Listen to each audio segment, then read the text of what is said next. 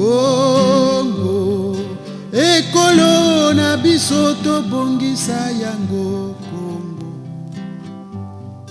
Congo, ekolo monene. Vous êtes bien au bon endroit, vous êtes sur Congo Liberty. Nous recevons aujourd'hui une personnalité politique congolaise, Monsieur Marc Mapingu. Bonjour. Bonjour, monsieur. Monsieur Marc Mapingu sur Congo Liberty. Alors, il y a une information que vient de diffuser Mediapart, le célèbre site français d'information, sur la visite de Jean-Yves Olivier et plus principalement sur la visite de l'ambassadeur français au domicile du général Mokoko. C'est vrai que les initiés savaient que ces personnalités étaient passées chez le général Mokoko, mais on en parle aujourd'hui parce que la presse française, à travers Mediapart, et demain, le journal Le Monde va en parler. Qu'en est-il exactement, monsieur Marc Mapingu? Écoutez, ce que je sais de cette affaire, c'est que depuis un moment, le pouvoir de Brazzaville veut à tout prix imposer au général Mokoko le fait d'accepter ou de reconnaître plutôt la victoire de M. Sassou Nguesso. Bon, ce qui est difficile comme pilule à avaler parce que aujourd'hui tous les démocrates estiment que M. Sassou Nguesso n'a pas gagné ces élections et que accepter parce que forcément, il faut faire plaisir à un clan, à un système qui, en définitive, ne doit pas changer sa manière de fonctionner ni de faire. Bon, c'est quelque part aussi une erreur, pour ne pas dire une faute grave. En revanche, si M.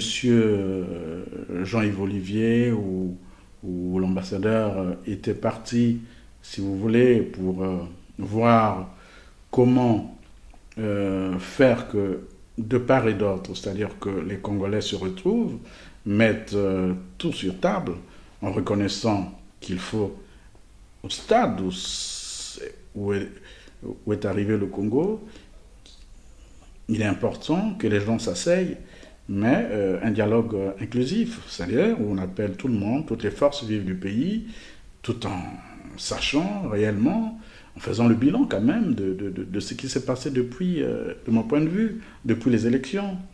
Pourquoi bombarder dans le pool? Pourquoi il y a eu des morts? Et pourquoi tout ça? Pourquoi les élections se sont passées à huis clos? Pourquoi on n'a pas reconnu la victoire des autres? Et pourquoi aujourd'hui il y a des gens qui sont en prison? Alors tout ça dans un État qui aurait pu être un État de droit.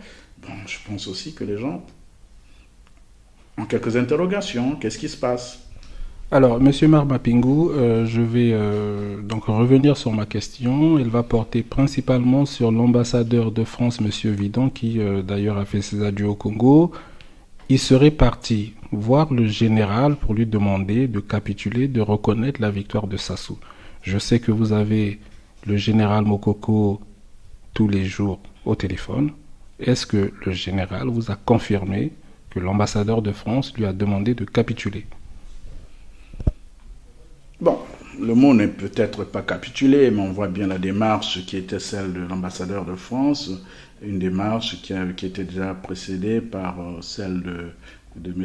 Jean-Yves Olivier. Bon, le tout, c'était de demander au général, effectivement, de reconnaître une victoire. Bon, voilà, je pense que le vrai problème était celui-là. Mais ce qu'il faut savoir, monsieur, c'est que la question aujourd'hui n'est plus la question de Mokoko, c'est la question des Congolais, c'est la question de la démocratie. Mokoko est certainement le porte-flambeau, le porte-étendard d'un débat, d'une espérance qui s'est cristallisée autour de lui. Mais aujourd'hui, Mokoko n'est pas un homme seul. Alors, au cas où il aurait même la tentation de reconnaître ou ne pas reconnaître, je pense qu'il a des équipes, je pense aussi qu'il a un peuple qui le regarde, qui estime, jusqu'à preuve de contraire, que, et Dieu merci, il tient, il vit une situation très très difficile, il est courageux, mais Ça ne se négocie pas comme ça. Vous ne venez pas voir quelqu'un que vous torturez, que vous faites souffrir à tort, de façon tout à fait légère, en disant, bon, reconnaissez ceci ou cela. Est-ce que l'ambassadeur aurait, dans une démocratie comme ici, il aurait proposé ça, je ne sais pas. C'est pas parce qu'on est dans des républiques dites bananières qu'on va tout se permettre aussi. Je pense que là, il faut avoir une certaine lecture du pays et puis faire asseoir les gens en disant, bon, écoutez, il y a eu tel problème dans le pays, qu'est-ce qu'il est possible de faire? Mais entre-temps, il y a des préalables. Pourquoi vous emprisonnez les gens? Pourquoi pas les sortir? Pourquoi il y a des désordres, une certaine insécurité dans le pays? Pourquoi on arrête ou on persécute tous ceux qui ont soutenu les candidats de l'opposition? Voilà les vrais problèmes. Alors, à partir de ce moment, c'est bien d'accepter, c'est bien de capituler. Et les autres qui sont morts? Et les autres qu'on bombarde dans le pool, qu'est-ce qu'ils ont fait? Voilà le vrai problème. Moi, cela dit, écoutez, les lobbyistes, les intermédiaires, bon, il y en a qui travaillent pour leur argent, c'est leur problème. Mais la question, c'est une question congolaise. Et le Congo, c'est un pays qui a une âme et qui a des hommes et qui a des gens qui ont besoin aussi demain d'être fiers et de se dire, Moukoko incarne la dignité des Congolais. Ce monsieur nous l'a dit qu'il est prêt à mourir pour ce combat. Il incarne la dignité des Congolais. Dans un pays où, pendant longtemps, les gens baissaient la culotte, ils ont, excusez-moi le terme trivial, où les gens se sont... voilà, on voit les comportements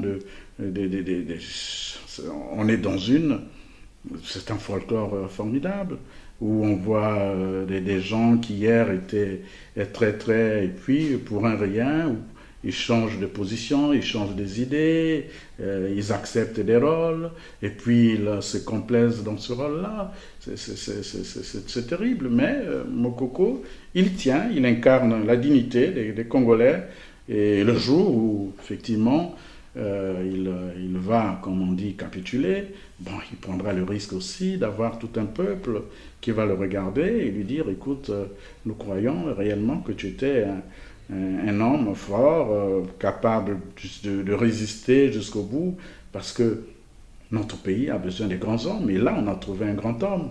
Moukoko est un grand monsieur. Monsieur Marc Mapingu sur Congo Liberty, alors vous dites que le peuple est en train de regarder le général Moukoko, mais excusez-moi, monsieur le porte-parole du général Moukoko, c'est quand même un homme seul. C'est un homme qui n'a pas vu le peuple se mobiliser pendant qu'il est reclus chez lui et est entouré par des forces dites de l'ordre. Est-ce que monsieur Moukoko ne ferait quand même pas mieux d'accepter la victoire de Sassou, d'aller au dialogue avec lui éventuellement? Pourquoi M. Moukoko irait un martyr, tout simplement? Non, personne ne souhaite qu'il soit martyr ou qu'il y ait des martyrs. Le Congo a tellement payé de cet amateurisme où le sang a tellement coulé, tout simplement parce que les gens voulaient effectivement rester au pouvoir. Non, je pense qu'il ne faut pas être aussi excessif et pessimiste. Mais seulement, je dis et je redis que quelqu'un comme le général Moukoko n'est pas un homme seul. C'est vrai qu'il est dans... Écoutez, ce monsieur a gagné les élections présidentielles. Alors, à partir de ce moment, c'est un démocrate. Est-ce qu'on peut dire que c'est un homme seul? L'homme seul, c'est celui qui a 8% quand il va aux élections. Maintenant, le reste, il y a la violence, il y a la force, il y a l'intimidation, il y a la résignation d'un peuple, c'est vrai, qui n'est pas habitué, ou qui est habitué depuis plus de 40 ans à voir le sang couler, et qui se dit, bon, peut-être mieux vaut ne pas beaucoup résister, parce qu'on va encore avoir du sang versé inutilement. Mais dans cette affaire, ce qui est important, c'est la symbolique. La symbolique, c'est que nous avons là un homme qui, en effet, est un brave monsieur qui subit le martyre, interdit de manger, de se soigner. On vient regarder s'il n'est pas mort. Bon, mais finalement, Dieu merci, les anciens, les mânes des ancêtres des Congolais sont avec lui. Et c'est un combat aujourd'hui qui n'est pas seulement un combat congolais, c'est un combat de la civilisation où vous trouvez ici des gens qui soutiennent, vous trouvez en Afrique des élites qui soutiennent le général Mokoko, même sans le connaître.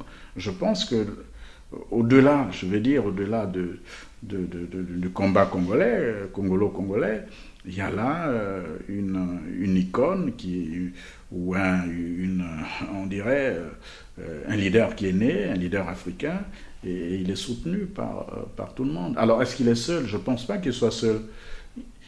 Vous savez, en démocratie, on mesure la force d'un leader par, comment dirais-je, sa présence dans les urnes. Et ce monsieur a gagné. Il a gagné et forcément, à partir de ce moment, il n'est pas un homme seul. Est-ce que, parce que les gens ne sont pas partis devant chez lui, comme on a fait à Kinshasa, est-ce que non? Chaque peuple a sa réalité. Le peuple de Kinshasa, bon, peut-être ils ont eu aussi des moments difficiles à une certaine époque, mais nous, c'est très récent, les plaies sont encore béantes. Et à partir de ce moment, les gens sont résignés et en même temps, ils sont en colère et ils sont perturbés. Et voilà, donc je pense que le vrai débat, c'est celui de la résistance. Alors, chacun résiste à sa manière et bravo pour le général qui est un grand homme parce que tout simplement, entre la bêtise et la vérité, il a choisi la vérité. Le 31 mai, M. Marc Mapingu, le porte-parole de l'IDC Frocade, M. Boao, a appelé à un dialogue avec les autorités congolaises, donc de tous les acteurs. Est-ce que vous, Marc Mapingu, vous pensez qu'on peut dialoguer avec M. Sassou Nguesso?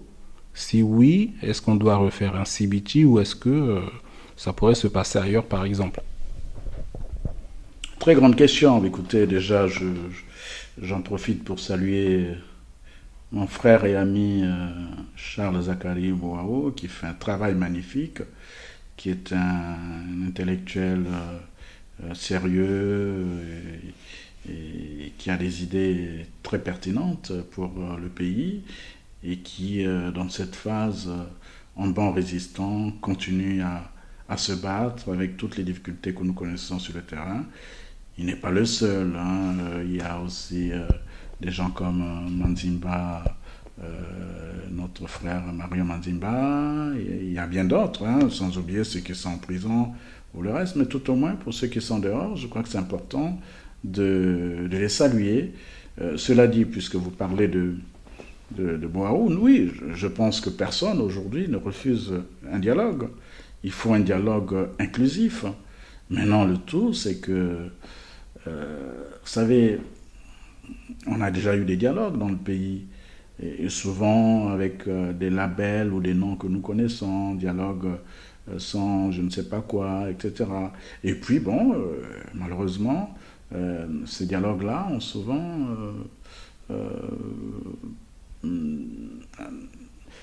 n'ont jamais, si vous voulez, produit quelque chose de très constructif pour le pays. On est toujours revenu, mais parce que le vrai problème du Congo, c'est le problème d'un système.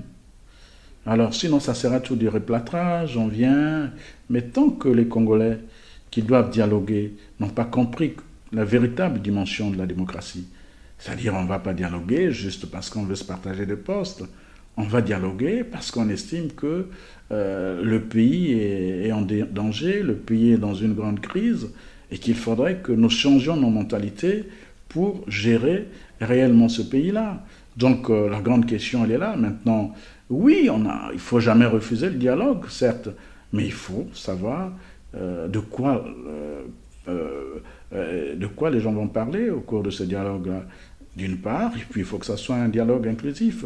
Et puis, dans l'état actuel du Congo, où il y a des opposants qui sont en prison, où il y a des morts tous les jours à Pointe-Noire, tués par des miliciens fabriqués par ceux qui sont aux affaires. Alors, je ne vois pas qui irait au Congo pour un dialogue aujourd'hui. Je suggère, par exemple, qu'il y ait un dialogue dans un pays comme le Sénégal ou un pays comme la France et le souhait, que ce soit à l'étranger pour que la diaspora qui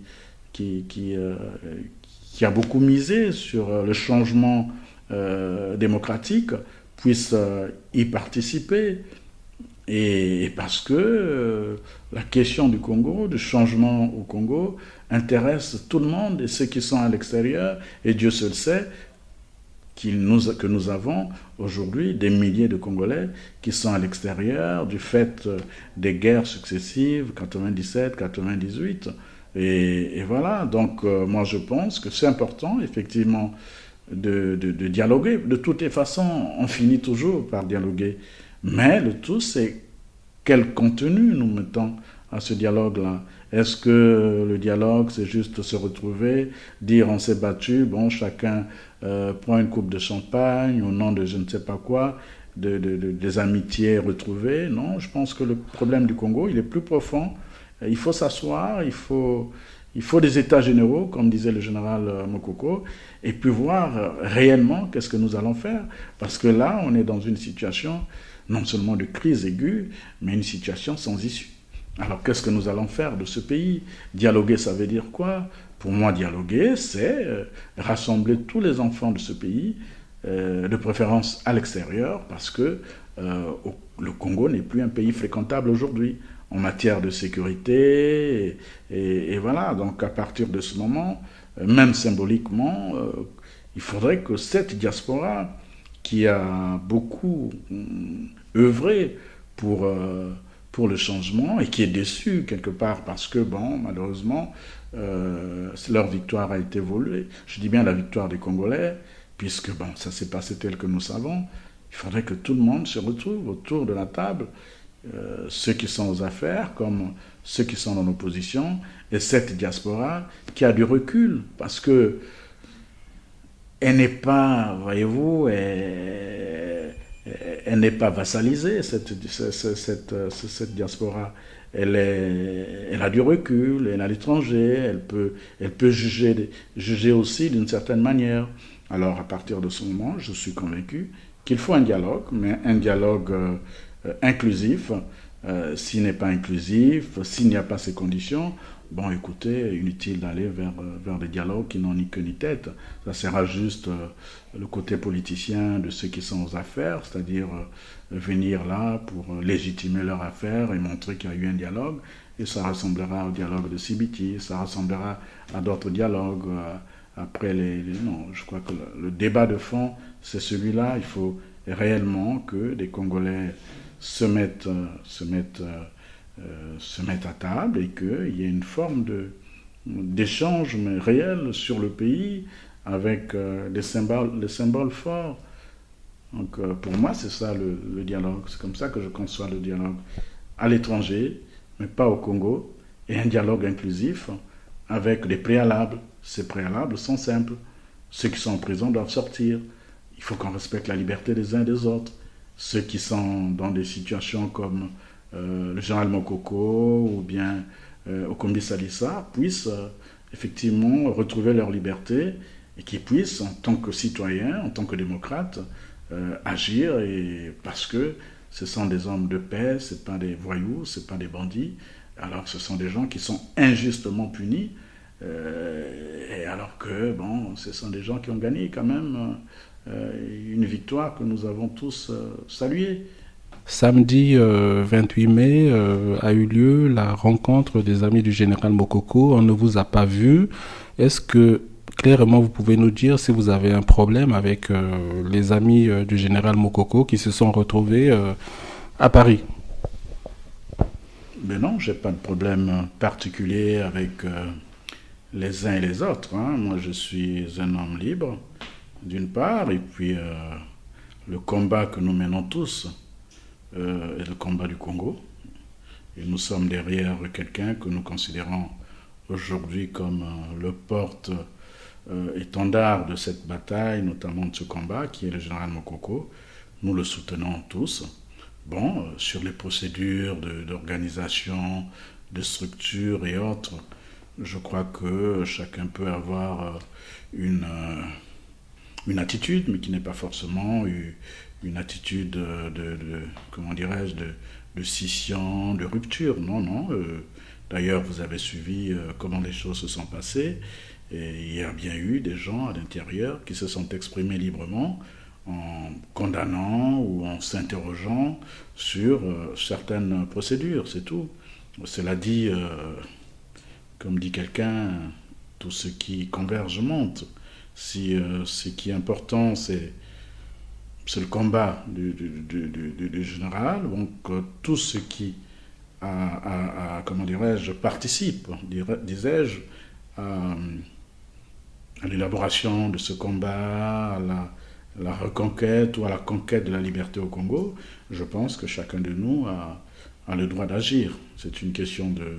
Non, je soutiens toute comment dirais-je, toute démarche allant dans ce sens, sauf que bon, avec ma petite et modeste expérience, j'ai le droit aussi de m'interroger sur ce que l'on considère comme la méthode.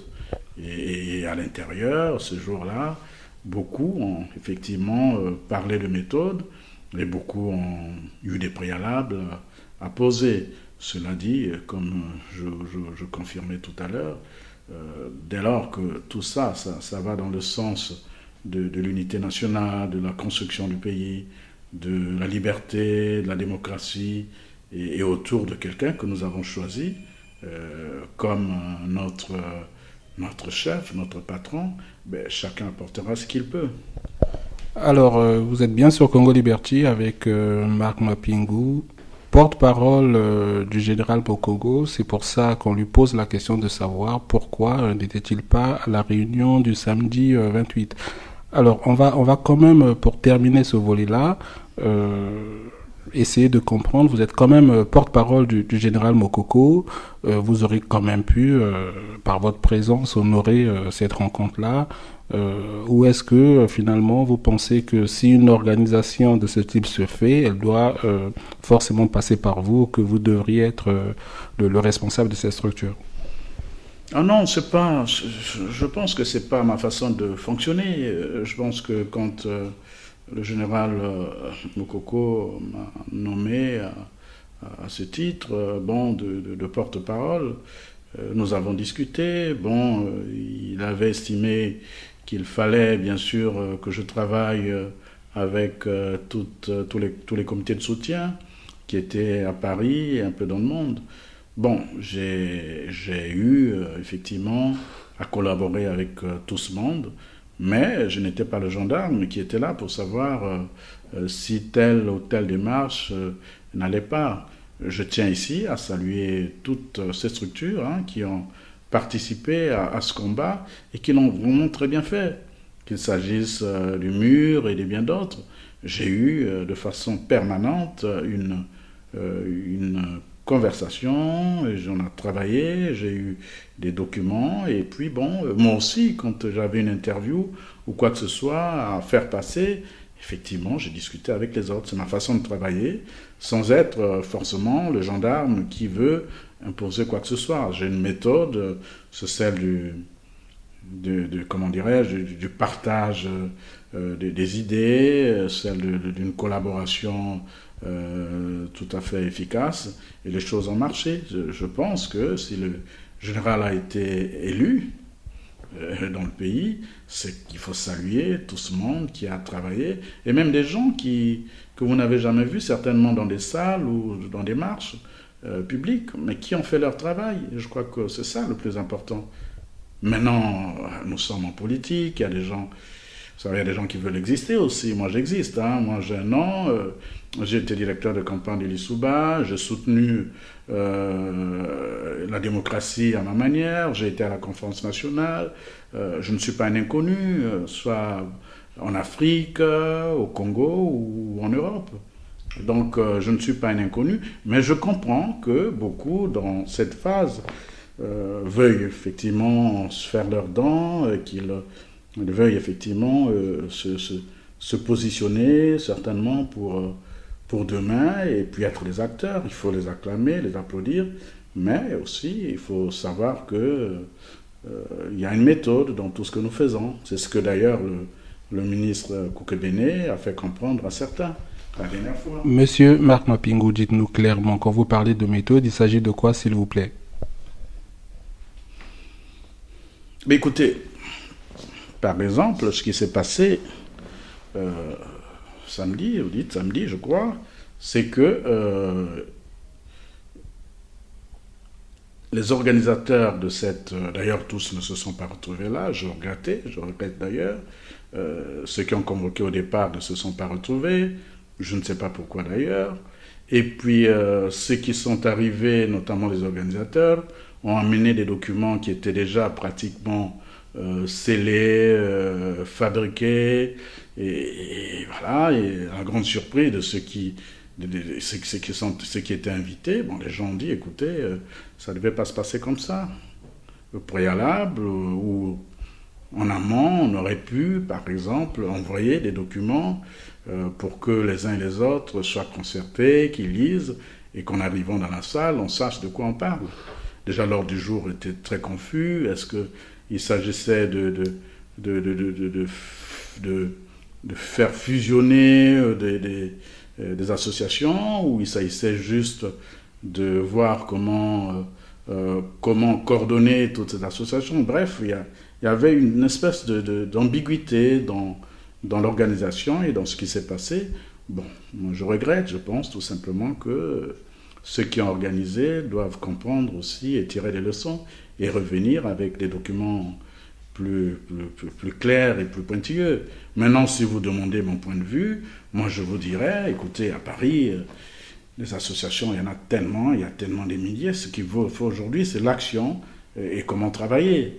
Et ce qu'il faut, de mon point de vue, c'est se battre pour que la démocratie revienne au pays, ou qu'elle existe dans le pays, et que des gens comme le général et bien d'autres qui sont en tôle ou qui sont dans des situations où ils sont pris pratiquement en otage par la dictature, que ceux-là, effectivement, soient libres et qu'ils organisent les prochaines batailles de demain. Pourquoi pas suggérer demain au général la création d'un grand parti politique? Mais ça se fait si le général aussi est libre. Mais entre-temps, passer par des associations, etc., sous prétexte, et puis, comme a dit le ministre Koukebene, les problèmes d'association, sous prétexte de chercher de l'argent pour je ne sais pas quel lobbying et tout ça, vous voyez, c'est des choses qui ne vont pas souvent loin, et puis qui apportent beaucoup de problèmes, parce que, quand on parle d'argent, il y a toujours des suspicions, et puis ça tourne souvent mal. Et puis entre nous, avoir de l'ambition sans talent est un grand crime, disait quelqu'un. Alors quand on a l'ambition, il faut avoir du talent, et quand on n'a pas du talent, mieux vaut apprendre. Marc Mapingou sur Congo Liberty, porte-parole du général Mokoko, ancien directeur de campagne du professeur Pascal Lissouba. Nous arrivons à la fin de notre émission, mais vous savez que vous êtes sur Congo Liberty chez vous, que notre porte vous est grandement ouverte, et pour vous dire, on va organiser une émission sur Pascal Lissouba avec divers membres ou personnalités qui l'ont connu, et nous allons vous inviter à ce sujet. Quel est votre mot de la fin, monsieur Marc Mapingou? Écoutez, vous me connaissez un peu depuis que vous m'avez fait le plaisir de venir ici dans ce studio qui est le vôtre, et je vous en remercie. Mon mot de la fin, vous le savez, j'ai toujours mon credo, ça a toujours été un Congo uni, un Congo rassemblé, et en même temps, mon credo, ça a toujours été le respect de la démocratie. Et aujourd'hui, nous avons contribué au changement, on n'a pas eu gain de cause parce que tout simplement une victoire a été volée. Bon, je souhaite quand même que les voleurs se retrouvent et qu'ils se disent on ne peut pas voler quelque chose qui ne vous appartient pas et puis jouer aux bandits, aux cow-boys en menaçant les propriétaires. Et ça, on a vu ça dans des films de western. J'ai pas envie qu'on retrouve ça dans un pays que nous voulons léguer à nos enfants et à nos petits-enfants. Donc, le mot de la paix, le mot de la fin, c'est le mot de la paix, saluer les Congolais, leur dire que ceux qui sont à l'extérieur soutiennent ce combat. Nous savons, surtout en cette période où les richesses du pays ayant été pillées, alors les Congolais sont dans une situation très très difficile. Alors donc il y a des problèmes de fond qui existent chez nous. Alors comment aujourd'hui se battre pour que le pays retrouve un certain équilibre et que les uns et les autres soient fiers et heureux de vivre dans leur pays. Donc voilà, moi je pense qu'aujourd'hui, le vrai message, c'est celui-là. Le reste, les positionnements, les postures, bon, sincèrement, je mange pas de ce pain. J'ai envie, sincèrement, que les Congolais retrouvent la liberté, et qu'un jour, voilà, et qu'ils comprennent aussi que le général Mokoko incarne la dignité des Congolais. C'est depuis plus de 20 ans, on n'a plus vu un candidat aussi sérieux et capable de rassembler et qui est aujourd'hui malheureusement brimé, humilié, et ça ne fait pas notre fierté. Voilà pourquoi, je vous l'ai dit, nous devons garder notre loyauté vis-à-vis de ce monsieur. C'est une étape importante, nous devons être dans cette loyauté et dans cette dignité. Je crois que le problème du Congo aujourd'hui, c'est le problème de la dignité d'un peuple, et voilà, et Mokoko incarne cette dignité-là. Merci beaucoup. Nous remercions très sincèrement notre grand frère, notre aîné, Marc Mapingu. Nous remercions aussi les nombreux téléspectateurs et internautes de Congo Liberty. À très bientôt.